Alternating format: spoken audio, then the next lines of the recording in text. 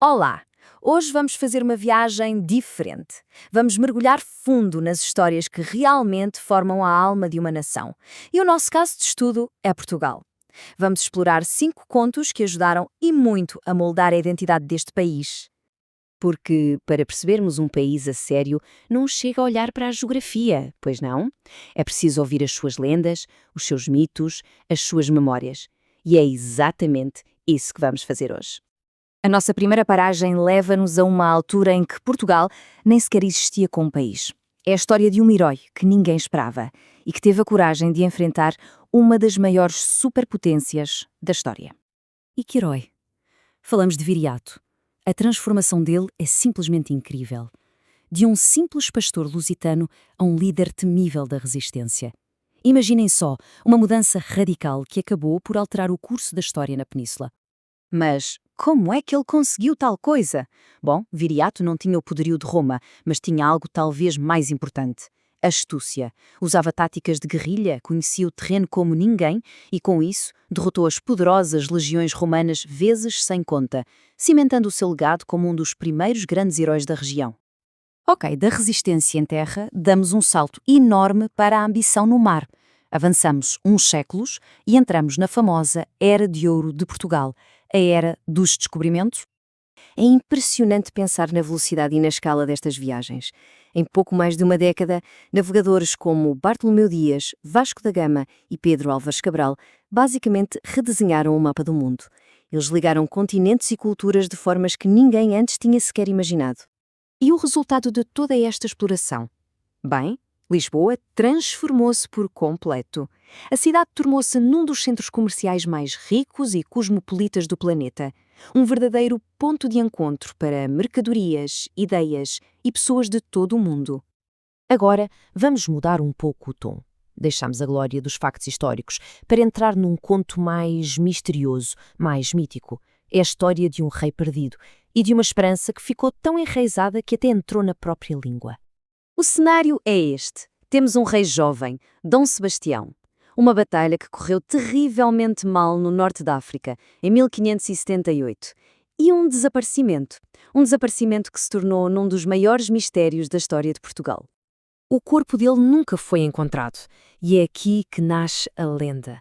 A crença de que o rei não tinha morrido, mas que um dia, numa manhã de nevoeiro, ele voltaria para salvar o reino. Esta esperança deu origem a esta expressão tão conhecida. O que começou como uma lenda tornou-se num fenómeno cultural inteiro, o sebastianismo. E hoje em dia, a frase esperar por Dom Sebastião é usada, muitas vezes com ironia, para descrever a espera por algo que, muito provavelmente, nunca vai acontecer. O fascinante é isto, um mito que moldou a própria linguagem. Do mito, passamos para algo que se pode provar, uma história de engenho puro que nasceu de um problema muito prático e que acabou por criar um produto famoso no mundo inteiro. A história do vinho do Porto é um caso de pura genialidade por necessidade. Os produtores do Douro tinham um problema: como é que o vinho deles ia sobreviver às longas e turbulentas viagens de navio? A solução foi surpreendentemente simples: adicionar aguardente.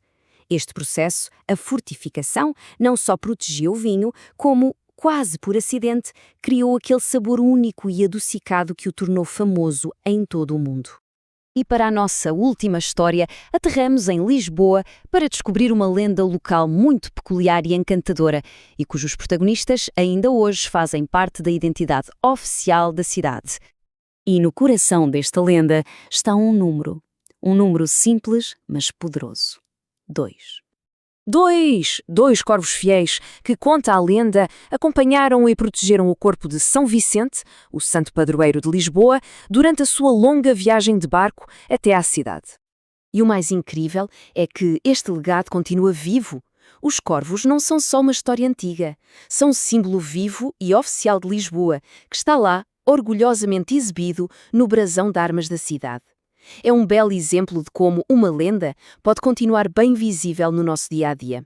Então, depois destas histórias todas, tão diferentes umas das outras, o que é que elas nos dizem sobre Portugal?